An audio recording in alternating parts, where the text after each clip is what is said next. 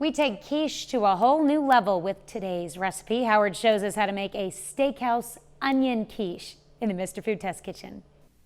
With Easter and Mother's Day right around the corner, not to mention all the spring get-togethers that'll be going on, now's the time to start thinking about what we can make that's a bit different.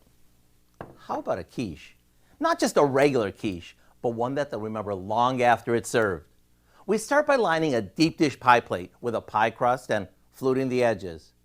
As for the cheese, rather than sticking to the basics, why not try some fun and trendy ones which will take your quiche to a whole new level.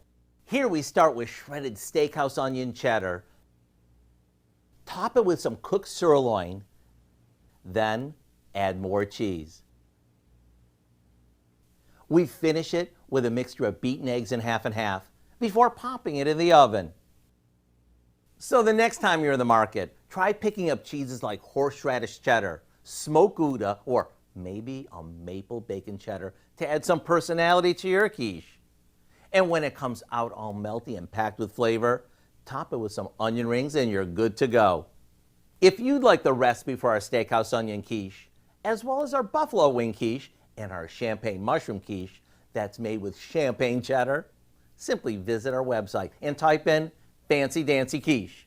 I'm Howard of the Mr. Food Test Kitchen, where today we found a new and creative way for you to say, ooh, it's so good.